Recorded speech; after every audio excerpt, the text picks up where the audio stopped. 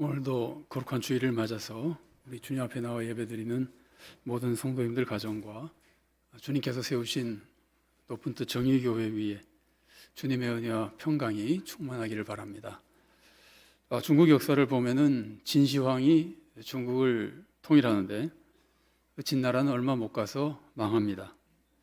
그 후에 천하 패권을 놓고 두 사람이 싸우게 되죠. 잘 아시는 대로 한나라 유방과 초나라 항우입니다. 여기서 유방이 항우를 꺾고 중국을 다시 통일하게 됩니다. 근데 유방의 승리에 결정적인 역할을 한 사람 중에 하나가 한나라 대장군 한신입니다.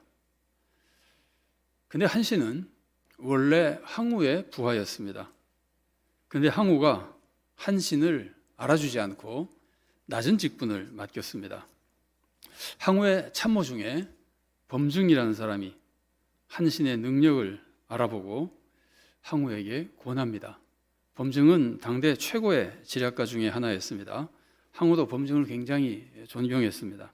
현재 범증이 항우에게 권하기를 한신을 중용하십시오.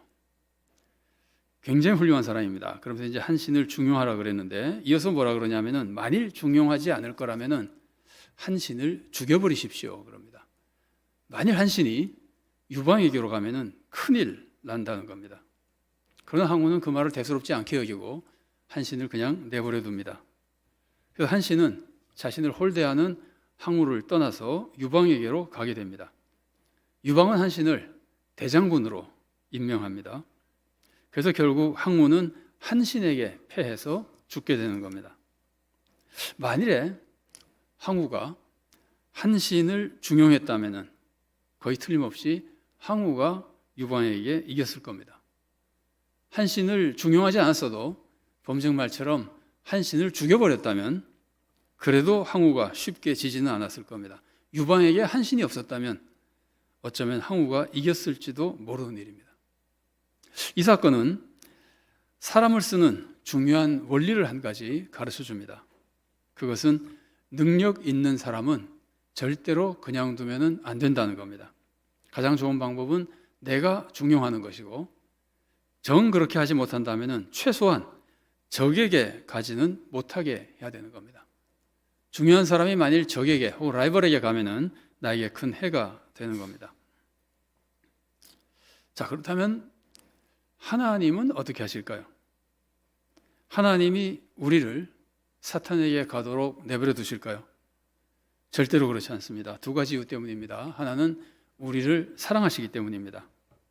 우리를 사랑하시는 하나님이 우리가 사탄에게 가서 파멸당하도록 내버려 두시지 않습니다. 그래서 하나님은 우리가 사탄에게 가는 것을 그냥 두지 않으십니다. 또 하나 이유는 우리가 유능하기 때문입니다. 우리가 사탄에게 가면 하나님 나라에서는 귀한 일꾼을 잃게 되고 어쩌면 사탄의 나라에 우리가 기여할 수도 있기 때문입니다. 그래서 하나님은 우리가 사탄에게 가도록 내버려 두시지 않습니다. 반대로 사탄은 어떨까요? 사탄은 우리가 하나님께 가도록 내버려 둘까요? 절대로 내버려 두지 않습니다. 비슷한 두 가지 이유 때문입니다. 하나는 우리를 미워하기 때문입니다. 하나님 우리를 사랑해서 사탄이 가지 못하게 하시지만 사탄은 우리를 미워해서 우리를 파멸시키기 위해서 하나님께로 가지 못하게 합니다. 아울러 하나님께도 고통을 주기 위해서입니다. 그리고 사탄이 우리를 하나님께로 가지 못하게 하는 또 다른 이유는 똑같습니다. 우리가 유능하기 때문입니다. 우리가 하나님께로 가면은 사탄의 나라에는 큰 해가 되는 겁니다. 그런데 사탄이 우리가 하나님 나라에 가도록 내버려 두겠습니까? 자, 그래서 결국 우리는 하나님과 사탄이 가만히 두지 않습니다. 하나님도 우리를 가만히 두지 않으시고 사탄도 우리를 가만히 두지 않으십니다. 그래서 우리는 세상에서 편하게 살 수 없는 겁니다. 우리가 믿음이 강하면 물론 어려움 속에서도 마음의 평안을 얻을 수 있습니다. 또 하나님의 도우심 속에 어려움 속에서도 평안을 또 회복할 수도 있습니다. 마음의 평안만이 아니라 삶에도 평안을 회복할 수 있습니다. 하지만 우리가 이 세상 살면서 항상 편하게 살 수는 없는 겁니다. 하나님과 사탄이 동시에 우리를 가만두지 않기 때문입니다. 디모데후서 3장 12절 말씀입니다.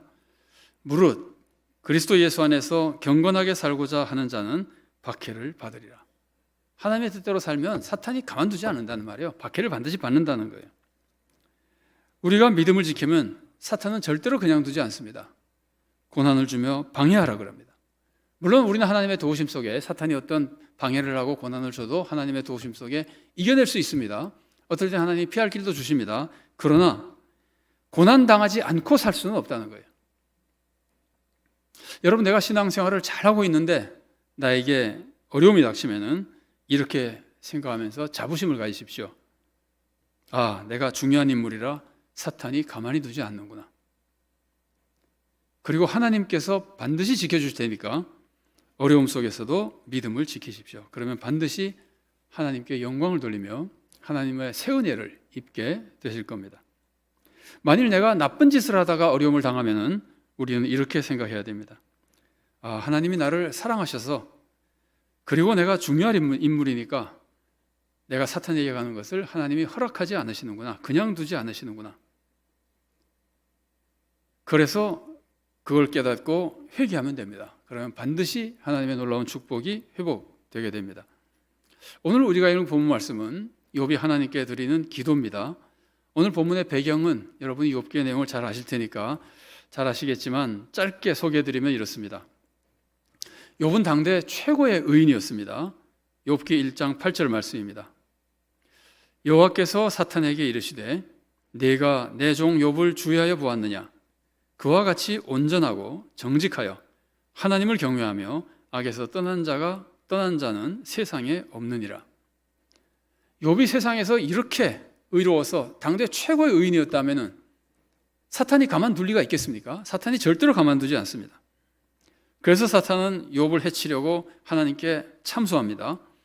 욥이 축복을 받아서 그런 것이지 욥에게 한번 고난을 줘보십시오. 틀림없이 믿음 버릴 겁니다. 그러면서 욥을 시험해 보라 그럽니다. 하나님은 욥이 시험을 받으면은 그 욥이 시험을 다 이겨낼 것을 아십니다. 하나님 모르는 게 어디 있습니까? 다 아십니다. 그러나 하나님은 욥의 연단을 위해서 그리고 사탄의 이 악한 계략을 깨뜨리기 위해서 사탄이 욥을 시험하는 것을 허락해 주십니다. 다만 욥의 몸에는 손을 대지 못하게 하십니다. 그래서 사탄은 욥의 몸에만 손을 대지 못하고 욥에게 줄 수 있는 최악의 고통을 주면서 시험을 하거든요. 욥의 재물을 거부했던 욥의 재물을 다 날려버리게 만들죠. 뺏어버립니다.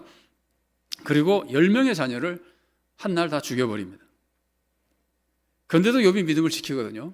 그러니까 사탄이 다시 말합니다. 그것은 자기 몸이 아직 안 불편해서 그렇습니다. 몸만 아프게 해보십시오. 몸도 치게 하면은 반드시 하나님을 배반할 겁니다. 하나님은 또 허락해 주십니다. 다만 죽이지는 못하게 합니다.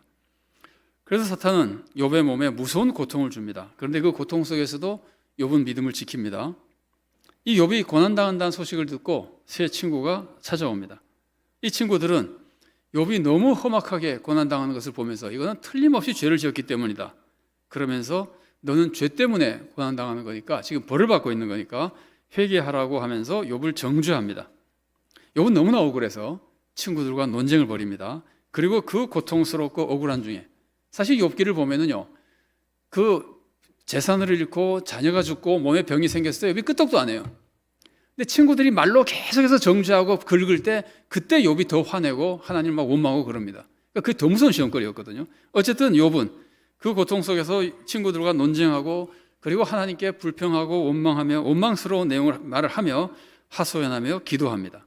오늘 본문은 바로 그런 기도 중에 하나입니다. 그래서 욥이 기도할 때 그러죠. 불평하리이다 이렇게 얘기하죠. 자, 욥은 이 기도에서 하나님께 나를 좀 내버려 달라고, 나를 좀 내버려 두시라고 간구합니다. 오늘 본문 16절 말씀입니다. 내가 생명을 싫어하고 영원히 살기를 원하지 아니하오니 나를 놓으소서. 내 날은 헛것이니이다. 욥은 자기의 고통이 하나님의 간섭 때문이라는 걸 잘 압니다. 하나님이 내버려 두면 될 텐데 나를 자꾸 붙들고 있어서 내가 이렇게 고통당한다고 생각하고 있는 겁니다. 맞습니다.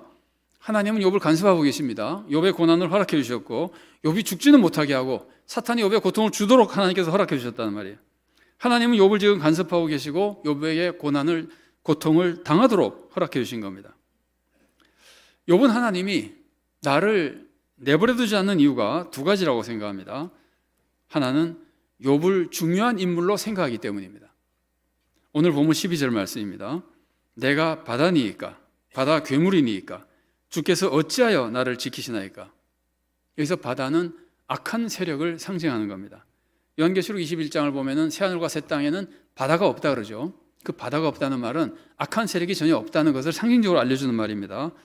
그리고 또 바다 괴물은 하나님을 대적하는 존재를 상징하는 겁니다. 구약성경에서 용이나 리오야단으로 표현되죠. 시편 74편 13절 14절 말씀입니다. 주께서 주의 능력으로 바다를 나누시고 물 가운데 용들의 머리를 깨뜨리셨으며 리오야단의 머리를 부수시고 그것을 사막에 사는 자에게 음식물로 주셨으며. 시편 이 말씀은 하나님께서 이스라엘 백성을 애굽에서 구원해 내신 것을 보여주시는데, 그때 하나님께서 이스라엘 백성을 구원하실 때 바다를 나누시고 리오야단을 깨뜨리시고 용들의 머리를 깨뜨리고 악한 세력을 다 무찌르고 하나님의 백성을 구원해 주셨다는 거거든요. 자, 바다가 그런 것이고 바다 괴물이 그런 것이라면 욥의 말은 이런 뜻입니다. 내가 바다도 아니고 바다 괴물도 아니고 내가 그렇게 대단한 존재 아니지 않습니까? 하나님의 사역을 막 방해하려고 하는 그런 대단한 존재가 그렇게 힘 있는 존재가 아니지 않습니까? 바다 괴물처럼 대단한 존재가 아니지 않습니까? 그런데 왜 나를 내버려 두지 않습니까? 이런 뜻입니다. 욥의 말이 맞습니까? 맞지 않습니다. 인간은 그렇게 시시한 존재가 아닙니다. 인간은 굉장히 큰 영향력이 있는 존재입니다. 인간은 세상을 다스리는 존재잖아요. 인간이 죄를 지으면은 그것 때문에 세상이 저주를 받잖아요. 창세기 3장 17절 상반절 말씀입니다.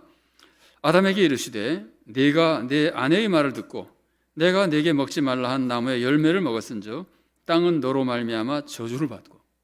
사람은 세상을 다스리는 권세를 받을 뿐만이 아니라 사람이 죄를 지으면은 세상이 저주를 받는다는 말이에요. 사람은 세상에 엄청난 영향력을 가지고 있는 겁니다. 그러니까 하나님은 사람을 그냥 둘 수가 없는 겁니다. 더군다나 성도들은 세상을 구원하는 역할을 하는 사람들입니다. 성도들을 내버려두면 그 성도들이 세상을 구원하는 겁니다. 아니, 성도들이 제대로 일하면 성도들이 세상을 구원하는 겁니다. 그러니까 하나님께서는 세상을 구원하는 그 성도들, 그 중요한 성도들을 아무렇게나 살도록 악한 길로 가도록 절대로 그냥 내버려 줄 수가 없는 겁니다. 이건 사탄 입장에서도 마찬가지입니다. 사탄은 하나님 나라를 어떻게든지 무너뜨리고 싶어하고 자기 나라를 흥왕시키려고 하는데 사람이 거기에 영향을 미치는 존재라는 말이에요. 하나님의 은혜를 입은 사람은요, 사탄의 나라를 허물고 하나님 나라에 굉장히 큰 유익을 끼칠 수 있습니다. 그래서 사탄은 하나님의 은혜를 입은 사람을 가만둘 수가 없는 겁니다. 예수님이 나사로를 죽음에서 살리셨습니다. 굉장히 큰 은혜를 입었죠. 그랬더니 많은 사람이 나사로를 보고 예수님을 믿었습니다. 그랬더니 예수님을 죽이려고 하는 대제사장들이 어떻게 합니까? 나사로까지 죽이려고 그러는 거예요. 요한복음 12장 10절과 11절 말씀입니다. 대제사장들이 나사로까지 죽이려고 모의하니 나사로 때문에 많은 유대인이 가서 예수를 믿음이라. 나사로가 영향력이 전혀 없으면은 대제사장이 나사로 죽이려고 할 리가 없죠. 달리 말하면 사탄이 나사로를 죽이려고 할 필요가 없으니까 그냥 내버려 둘 겁니다. 그런데 나사로가 은혜를 받아가지고 이제는 나사로 때문에 사람들이 자꾸 예수를 믿으니까 하나님 나라가 자꾸 확장이 되니까 사탄이 가만둘 수가 없는 거예요. 그래서 지금 사탄이 대제사장들을 이용해가지고 나사로까지 죽이려고 그러는 겁니다. 하나님의 은혜를 받으면 사탄의 나라에 해가 되기 때문에 사탄은 가만두지 않는 거예요. 자, 그렇다면 욥은 어떤 사람입니까? 욥은 믿음이 굉장히 좋은 사람이죠. 당대 최고의 의인이었습니다.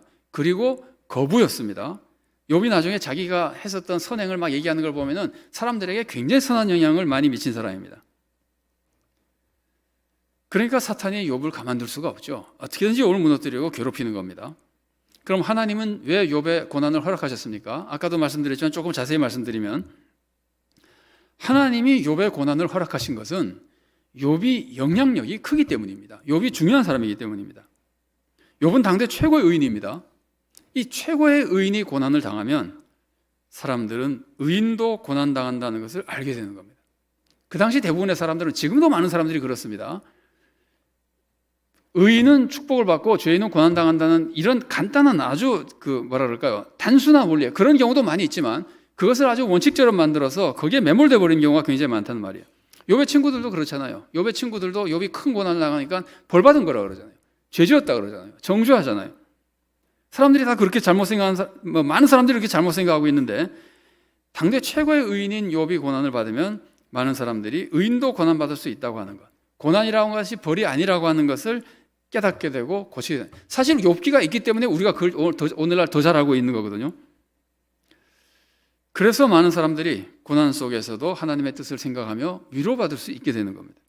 더군다나 욥이 고난을 이긴 후에 큰 축복을 받으면은 그것을 바라보는 사람들에게 사람들이 고난 속에서 믿음을 지키고 축복을 회복하는데 큰 도움을 얻게 되는 겁니다. 욥은 이렇게 큰 영향력을 가진 사람입니다. 그래서 그 욥이 고난을 당하는 겁니다. 욥은 절대로 나는 아무것도 아닌데 왜 자꾸 나를 간섭하고 건드립니까? 라고 할 필요가 하면은 안 되는 겁니다. 욥은 중요한 인물이기 때문에 고난을 간섭을 받을 수밖에 없는 겁니다. 자, 그런데 욥이 중요한 인물이기 때문에 하나님께서 간섭하시는데 하나님께서 욥에게 간섭하시는 더 큰 이유가 있습니다. 그게 뭘까요? 하나님이 욥을 사랑하시기 때문입니다. 하나님은 욥을 사랑하시기 때문에 그냥 두실 수가 없습니다. 여러분, 부모님이 어느 부모가 자녀를 그냥 둡니까? 다른 사람이라면은 옆집 아이라면 그냥 둘 수 있어도 자기 자녀는 그냥 둘 수 없는 겁니다. 자기 자녀가 해를 당할 수 있는 나쁜 짓을 하면 가만두지 않습니다. 부모가 자기 자녀에게 유익한 일이 있으면 가만두지 않습니다. 꼭 유익한 일을 하도록 권합니다. 부모는 절대로 자녀를 그냥 둘 수가 없는 겁니다. 욥은 지금 이렇게 부르짖습니다. 오늘 본문 20절 상반절 말씀입니다. 사람을 감찰하시는 이여, 내가 범죄하였던들 주께 무슨 해가 되오리까? 내가 죄를 지어봤자 절대 주권 온 세상 다스리신 하나님께 내가 무슨 해를 끼칠 수 있습니까? 해 못 끼치죠. 우리가 죄 지은다고 어떻게 하나님께 해를 끼쳐요? 하나님은 아무런 해도 받을 수 없습니다. 그러니까 욥이 하는 말이거든요. 내가 죄 지은들 하나님께 무슨 해가 됩니까? 나 좀 내버려 두십시오. 그러거든요. 하나님께 해가 되지 않지만 하나님이 우리를 사랑하시기 때문에 하나님이 그냥 둘 수가 없는 거예요. 그래서 하나님은 간섭하시는 거예요. 욥의 생각은 지금 잘못된 겁니다. 하나님은 욥을 사랑하기 때문에 욥이 망하면 안 되기 때문에 그래서 욥을 그냥 두시지 않는 겁니다. 그래서 지금 욥은 고난 당하는 거거든요. 사탄은 욥을 해치려고 고난을 주고 하나님은 욥을 사랑하기 때문에 고난을 허락하신 거거든요. 그러면은 하나님은 고난을 통해서 욥을 어떻게 하실까요? 뻔하죠. 욥에게 유익이 되도록 해주십니다. 그리고 그 고난을 통해서 하나님 나라에도 유익이 되도록 하십니다. 그러면 사탄은 어떻게 할까요? 사탄은 어떻게든지 고난을 통해서 욥을 해치려고 합니다. 그리고 하나님 나라에도 해가 되게 하려고 합니다. 똑같은 고난입니다. 사탄은 하나님께 허락을 받아가지고 욥을 시험하기 위해서 고난을 주고 하나님은 허락해서 욥에게 고난을 주십니다. 똑같은 고난이 사탄은 욥도 해치고 하나님 나라도 해를 끼치려고 그러고 하나님은 욥에게도 유익을 주고 하나님 나라에도 유익을 주려고 욥에게 하나님은 고난을 주시는 겁니다. 누구 뜻이 이루어질까요? 말할 필요도 없죠. 하나님의 뜻이 이루어집니다. 그래서 욥은 고난을 통해서 자신이 유익을 얻는 겁니다. 욥은 이 고난을 통해서 여러분 욥기 끝에 보면은 욥이 고난 받은 후에 더 큰 부자가 되죠. 갑절의 부자가 되죠. 갑절의 부자가 되는 것은 작은 복입니다. 욥은 이 고난을 통해서 더 큰 축복을 받는 게 뭐냐면은 영적으로도 엄청나게 믿음이 선전하잖아요. 그 욥이 고난 받기 전의 모습과 지금 고난 받은 후에 자기 모습을 말할 때 이렇게 말하잖아요. 내가 전에는 주께 대하여 귀로 듣기만 하여 싸웠는데 이제는 눈으로 주를 배웁나이다. 완전히 달라진 거예요. 믿음이요. 주님과 훨씬 더 친밀해진 거예요. 영적으로 축복을 받죠. 물질적으로 축복을 받죠. 그리고 욥 때문에 하나님 나라에 좋은 열매가 풍성히 맺어지게 되는 겁니다. 아니 욥이 그렇게 해서 오늘 욥기가 성경에 욥기 책이 들어와 있잖아요. 그리고 지금도 얼마나 많은 사람들이 욥기를 읽으면서 위로받고 고난을 이겨냅니까? 하나님은 욥에게 나쁜 짓을 해도 간섭하지만 욥에게 유익한 일이 생길 것이기 때문에 간섭하시고 고난을 허락해 주시는 겁니다. 그런데 지금은 욥이 이걸 잘 모릅니다. 너무 고난이 심해가지고 고통에 꽉 매몰돼 있어서 이걸 모릅니다. 견딜 수 없는 고통을 당한다는 생각밖에 없고 죽었으면 좋겠다는 생각밖에 없습니다. 죽으면 고통에서 벗어날 것 같다는 생각밖에 없습니다.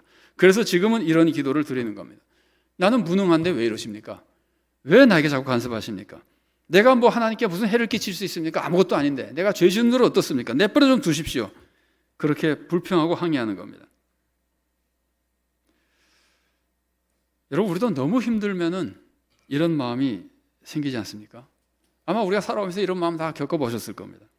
욥은 지금 우리가 똑같은 인간의 연약한 모습을 가지고 하나님께 기도하는 겁니다. 그런데 욥은 이 모습에서 인간의 연약한 모습도 보여주지만 동시에 그 속에 아직도 남아있는 뿌리 깊은 믿음의 모습도 보여줍니다. 오늘 본문의 기도에서 욥이 보여주는 믿음을 보십시오. 먼저 욥은 하나님의 절대 주권을 인정하고 있습니다. 욥은 지금 나의 모든 고난을 하나님이 주관하신다는 것을 알고 있습니다. 그래서 이 고난을 벗어나기 위해서 하나님께 간섭하지 말아달라 그러거든요. 하나님이 주관하고 있다는 거예요. 하나님의 절대 주권을 인정하고 있는 거예요. 심지어 욥은 꿈도 하나님이 주관하신다고 믿고 있습니다. 14절 말씀입니다. 주께서 꿈으로 나를 놀라게 하시고 환상으로 나를 두렵게 하시나이다. 그리고 욥은 자기 스스로 죽을 수도 없다고 생각합니다. 하나님이 허락해 주지 않으면 나는 죽을 수도 없다는 것을 알고 있습니다. 16절입니다. 내가 생명을 싫어하고 영원히 살기를 원하지 아니하오니 나를 놓으소서. 내 날은 헛것이니이다. 하나님이 놓아줘야만 내가 죽고 싶어도 죽을 수 있다는 거예요. 하나님이 모든 것을, 나의 삶 모든 것을 주관하신다고 믿고 있는 사람이에요. 알고 있는 사람이에요. 이런 사람이 하나님 떠날 수 있을까요? 하나님이 나의 모든 것을 주관하시는데 내가 하나님 떠나서 어디로 갑니까? 떠날 수가 없습니다. 이런 믿음 있는 사람은 하나님을 떠날 수가 없습니다. 그래서 욥은 하나님을 원망하는 것 같지만 하나님을 떠나지 못하고 하나님께 기도하고 있는 겁니다. 두 번째로 욥은 하나님이 나를 사랑하신다는 것을 알고 있습니다. 17절 말씀입니다. 사람이 무엇이기에 주께서 그를 크게 만드사 그에게 마음을 두시고. 욥은 자기가 아무것도 아니라고 하지만 사실은 하나님이 인간을 위대하게 만들었다는 걸 알고 계십니다. 하나님이 인간에게 마음을 두고 계신다는 걸 알고 있습니다. 내가 무슨 짓을 해도 하나님 상관없지 않습니까? 라고 말은 하지만, 불평하지만 사실은 하나님이 우리들에게 마음을 두고 계신다는 것을 알고 있습니다. 사랑하신다는 것을 알고 있습니다. 나를 중요한 인물로 만들었다는 걸 알고 있습니다. 그래서 욥은 하나님을 떠나지 않고 하나님께 기도하고 있는 겁니다. 세 번째로 욥은 자기가 죄인이라는 것도 알고 있습니다. 그래서 하나님이 고난을 통해서 자기를 정결하게 하시고 자기의 신앙을 성숙하게 하신다는 것을 알고 있습니다. 내가 죄인이기 때문에 하나님이 고난을 통해서 나를 세워가신다는 것을 알고 있습니다. 18절 말씀입니다. 아침마다 권징하시며 순간마다 단련하시나이까. 내가 죄인인데 하나님이 나 좀 바로잡으려고 그렇게 단련하고 권징하시냐는 거예요. 간섭하는 거 알고 있는 거죠. 그래서 욥이 심지어 이런 말도 합니다. 내가 죄인인 거 압니다. 그럼 내 죄 용서해버리면 되는 거 아닙니까? 왜 그냥 용서해주면 될 것을 이렇게 자꾸 권징하십니까? 그러거든요. 21절 상반절 말씀입니다. 주께서 어찌하여 내 허물을 사여주지 아니하시며 내 죄악을 제거하여 버리지 아니하시나이까. 용서만 해주면 되지 왜 이러십니까? 그러는데 사실 아니죠. 용서만 해주면 안 되죠. 용서만 해주면 계속 죄 지을 거 아니에요. 죄를 짓지 않는 사람으로 만들려면 권징을 해야죠. 그러니까 하나님이 지금 사랑 속에서 이거 하고 있는데 욥이 그걸 속으로 다 알고 있으면서 너무 힘드니까 이런 말을 하고 있는 거거든요. 욥은 믿음 버리지 않고 있는 겁니다. 그러면서 이렇게 하소연하며 하나님께 기도하고 있는 겁니다. 욥은 고통 속에서 마치 하나님의 섭리를 모르는 사람처럼 기도하지만 사실은 하나님을 알고 있고 하나님의 절대 주권도 알고 있고 하나님의 사랑도 알고 있고 하나님 앞에서 내가 죄인이라는 것도 알고 있고 하나님 앞에서 내가 중요한 인물이라는 것도 알고 있습니다. 하나님이 나를 사랑하신다는 것도 알고 있습니다. 그래서 견딜 수 없는 고통 속에서도 하나님을 떠나지 않고 있는 겁니다. 불평하면서도 기도하는 겁니다. 생각해 보십시오.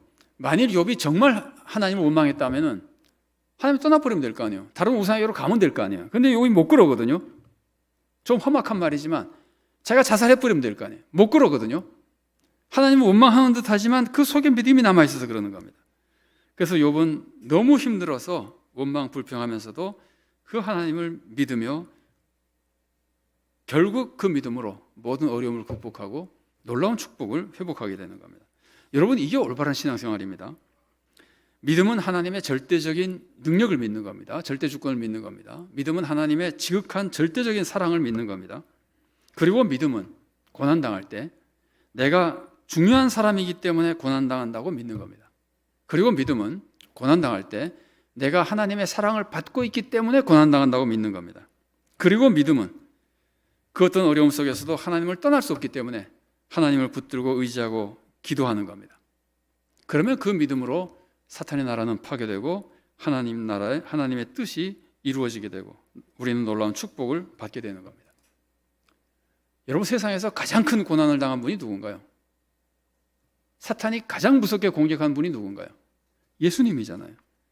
사탄이 왜 그렇게 예수님을 공격하고 예수님이 왜 그렇게 큰 고난을 받습니까? 하나님 나라를 위해서 가장 큰 일을 하실 분이거든요. 아니, 인간의 구원을 완성하실 분이거든요. 그러니까 사탄이 그렇게 공격할 수밖에 없는 겁니다. 고통을 주고 심지어 예수님을 죽였습니다. 그래서 결국 어떻게 됩니까? 그 고통, 그 고난을 통해서, 사탄의 공격을 통해서 하나님 나라는 약해지고 사탄의 나라는 흥왕했습니까? 아니죠. 그 고난을 통해서 오히려 사탄의 나라가 무너지고 하나님의 나라가 세워지며 하나님의 나라가 확장되며 하나님의 구원이 이루어지죠. 그리고 예수님은 하나님 아들의 영광스러운 자리를 다시 회복하시잖아요. 하여튼 영광의 자리를, 하나님의 아들이라는 거 없어지는 건 아니고 영광의 자리를 다시 회복하시잖아요. 여러분, 예수님의 제자들 중에, 하나님의 종들 중에 가장 위대한 사도라고 부를 수 있는 사도 바울은 어떠세요? 사도 바울을 사탄이 가만둘 수가 없잖아요. 중요한 인물이니까. 얼마나 사도 바울이 많은 공격을 당하고 고난을 당했습니까? 제가 고린도후서 11장 25절부터 28절까지의 말씀을 천천히 읽어드리겠습니다.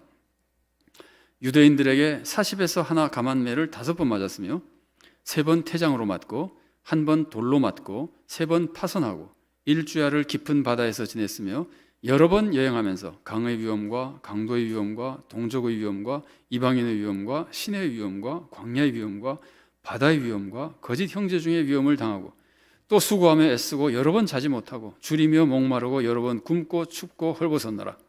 이 외의 일은 고사하고 아직도 날마다 내 속에 눌리는 일이 있으니 곧 모든 교회를 위하여 염려하는 것이라. 말할 수 없는 박해를 받았지만 그것보다 어쩌면 그 이상으로 사도 바울이 고통스러운 것은 내가 복음을 전하고 세운 성도들, 교인들이 흔들리고 믿음에서 멀어져 갈 때 말할 수 없는 고통을 당하거든요. 사도 바울은 이 많은 고통을 겪으면서 결국 나중에 순교까지 하잖아요. 그래서 어떻게 됐습니까? 사탄의 나라가 더 흥왕했습니까? 아닙니다. 사탄의 나라는 더 무너지고 하나님의 나라는 더 세워지고 많은 사람들이 구원을 얻고 사도 바울은 명예로운 영광스러운 하나님의 종이 되는 겁니다. 우리는 여기서 굉장히 중요한 원리를 한 가지 알 수 있습니다. 사탄은 우리를 멸망시키기 위해서 고난을 주고 어떻게든지 하나님의 나라를 방해하기 위해서 고난을 주지만 하나님은 사탄의 그 공격을 통해서 그 고난을 이용해서 세상을 구원하고 우리들에게는 더 큰 축복과 구원의 역사를 이루어 가신다는 겁니다. 특히 우리가 중요한 일을 할 때마다 사탄은 더 무섭게 공격을 하고 우리의 고통도 더 심해질 수 있습니다. 그러나 그럴 때 하나님의 구원도 더 커지게 되는 겁니다. 모세가 얼마나 고통당했습니까? 엘리야는 얼마나 고통당했습니까? 다윗, 다니엘, 우리 선배들 중에는 주기철 목사님, 손양원 목사님 얼마나 어려움을 겪었습니까? 그러나 그 고난을 통해서 전부 더 큰 구원의 역사를 이루어 가시는 거거든요. 최근 우리 근처에서 일어난 사건 하나 소개해드리면, 여러분 이삭 선교사님이라고 아시나요? 아마 미국 시민권자일 겁니다. 그런데 이제 중국과 북한에서 선교를 많이 했어요. 1991년에 이삭 목사님이 중국에 들어가서 선교를 하다가 중국 공안에게 잡혀서 말로 표현할 수 없는 고문을 당했습니다. 풀려나온 후에도 계속 목숨을 걸고 중국과 북한 선교를 했습니다. 근데 그동안에 이삭 선교사님은 수없이 하나님께 이런 기도를 드렸습니다. 내가 그 무서운 고문을 당할 때 하나님은 어디에 계셨습니까? 하나님 응답해 주지 않으셨습니다. 10년이 지난 후에 하나님이 응답을 해주셨는데 이렇게 응답해 주셨습니다. 나는 너와 함께 그곳에 있었다. 그곳에서 일하고 있었다. 이삭 선교사님은 그게 무슨 뜻인지 몰랐습니다. 그 고문실에서 고문당하고 있을 때 하나님 말씀이 나는 그곳에서 너와 함께 일하고 있었다 그러잖아요. 무슨 말인지 몰랐어요. 그러다가 13년 만에 자기가 고문당한 도시로 다시 가서 선교를 하는데 거기서 한 아주머니를 만났어요. 찾아왔어요. 아주머니가. 그 아주머니가 말했습니다. 목사님 여기서 고난당하신 적 있죠? 그때 목사님을 고문한 4사람이 지금 모두 예수님을 믿고 있습니다. 그 중에 가장 심하게 고문한 사람이 내 남편인데 지금 목사가 됐습니다.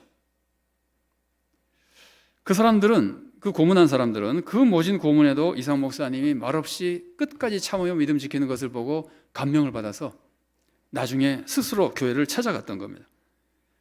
사탄은 선교를 막으려고 악한 자를 시켜서 고통을 주지만 하나님은 그 고통을 이용해서 위대한 구원의 역사를 이루시는 겁니다. 여러분 혹시 정말 죽고 싶을 만큼 힘들 때가 있습니까? 아마 우리가 살아가면서 다 겪었을 겁니다. 그런데 여러분 우리만 그런 거 아닙니다. 예수님이 산에서 변화되셨을 때 2사람이 나타나죠. 모세와 엘리야가 나타나죠. 그때 모세와 엘리야가 나타난 것은 구약을 대표해서 나타난 겁니다. 율법과 예언서를 대표해서 나타난 겁니다. 물론 모세와 엘리야가 뭐 구약에서 가장 위대한 인물이라고 말할 수는 없지만 어쨌든 그 정도로 이 사람들이 훌륭한 일꾼들이잖아요. 근데 이분들의 특징 중에 하나가 뭡니까? 하나님께 나 좀 죽여달라 그랬던 사람들이에요. 모세는 백성을 지도하는 것이 너무 힘들어서, 그 완악한 백성들 지도하기 너무 힘들어서 죽여달라고 기도했어요. 민수기 11장 15절 말씀입니다. 주께서 내게 이같이 행하실진대 구하옵나니 내게 은혜를 베푸사 즉시 나를 죽여 내 고난당함을 내가 보지 않게 하옵소서. 엘리야도 마찬가지입니다. 그렇게 갈멜산에서 승리했으나 이세벨의 박해가 힘들어서 죽여달라 그랬던 사람이에요. 열왕기상 19장 4절 말씀입니다. 자기 자신은 광야로 들어가 하룻길쯤 가서 한 로뎀나무 아래에 앉아서 자기가 죽기를 원하여 이르되 여호와여 넉넉하오니 지금 내 생명을 거두시옵소서. 나는 내 조상들보다 낫지 못하니이다 하고, 나 별거 아니니까 그냥 죽여버리십시오 그런 거예요. 너무 힘들어서 못 살겠다는 거예요. 그런데 이런 고난을 통해서 이분들이 그렇게 위대한 하나님의 구원의 역사를 이루고 최고의 종들이 되는 겁니다. 오늘 본문에 나온 욥도 마찬가지입니다. 그 고난 속에서 죽었으면 좋겠다 그러잖아요. 근데 그렇게 고통스럽지만 끝까지 믿음을 지키니까 수많은 사람들에게 주님의 은혜를 끼쳐주고 자신도 놀라운 축복을 회복하잖아요. 여러분, 죽고 싶은 만큼 힘들 때 꼭 이렇게 생각하십시오. 아, 내가 정말 중요한 인물이라 사탄이 나를 그냥 두지 않는구나. 그리고 이렇게 생각하십시오. 내가 끝까지 믿음을 지키면 반드시 하나님 나라에서 좋은 열매를 맺겠구나. 그리고 하나님의 절대 주권과 하나님의 극진한 사랑을 믿고 기도하며 믿음을 지키십시오. 그러면 하나님의 놀라운 역사를 체험하게 될 겁니다. 우리 모두가 어떤 어려움 속에서도 하나님의 섭리를 바로 알고 믿음을 굳게 지켜 하나님의 뜻을 이루어드리고 우리와 이웃이 함께 주님의 큰 은혜와 축복을 누릴 수 있게 되기를 바랍니다.